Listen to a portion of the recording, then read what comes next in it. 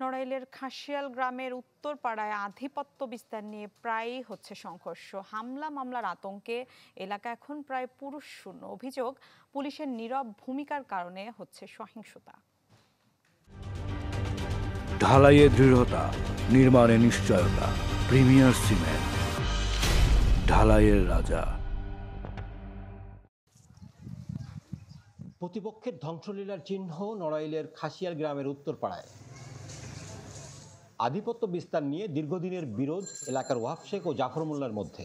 অভিযোগ, এরই জেরে গত 9 আগস্ট ওয়াহাব শেখের সমর্থক ওসিকুলের উপর হামলা করে জাফর মোল্লার লোকেরা। প্রতিশোধ নিতে 24 সেপ্টেম্বর জাফর মোল্লাকে কুপিয়ে জখম করা হয়। পাল্টা হামলা হয় 27 সেপ্টেম্বর। সেদিন ওয়াহাবের সমর্থক জগন্নাথ বিশ্ববিদ্যালয়ের শিক্ষার্থী মিলন শেখকে কুপিয়ে এবং হাত ও পায়ের আঙ্গুল কেটে ফেলে প্রতিপক্ষ। এরপর পরদিন জাফর মোল্লা ও তার সমর্থকদের বাড়িতে হামলা করা হয়। ভাঙচুর করা হয় অন্তত 50টি ঘর। এরপর থেকে হামলা ও মামলার আতঙ্কে প্রায় পুরুষ শূন্য এলাকা। আমাদের বাড়ি কোনো পুরুষ ছেলে নাই বলে আমাদের বলছে যে তোদের আমরা ধরে নিয়ে যাবো, তোদের মেয়ে ছেলেদের। তাই আমরা ভয় দিয়ে রাতের অন্ধকার আমরা চলে যাচ্ছি। একটা মাই, আমি চাই মাইটার নিয়ে বাইরে হতে পারি না, ঘরেতে সব পুরা সরকার করে দিল। কোফাইয়ে মানে একেবারে যারা যারা ঠ্যাং ভাঙিয়ে থুইছে সব কিছু এড়ে ফেলছে, কোনো জায়গায় নাই।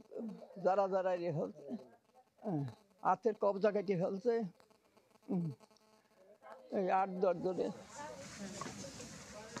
পুলিশ বলছে এলাকায় আইন শৃঙ্খলা পরিস্থিতি স্বাভাবিক করতে সব ধরনের ব্যবস্থা নেওয়া হয়েছে। এখানে ছাত্র দলের ছেলেপেলে, যুব দল, বিএনপি ছেলেপেলে এর এই ঘটনা ঘটাচ্ছে। আর্মি পুলিশ একটা অভিযান ছিল, অভিযান করে চলে আসার পরে যার কোনো সমস্যা নাই, তারপরে ওরা এই ঘটনাটা ঘটায়। বিচ্ছিন্ন একটা তাৎক্ষণিকভাবে একটা ঘটনা। তারপর থেকে তো আমরা পুলিশ চেষ্টা করছি যাতে কোনো ঘটনা না ঘটে। মিলন শেখের উপর হামলার ঘটনায় জাফর মোল্লাকে প্রধান আসামি করে অন্তত 24 জনের নামে মামলা হয়েছে। গ্রেপ্তার হয়েছে 4 জন। সাইফুল ইসলাম তুহিন, চ্যানেল 24, নড়াইল।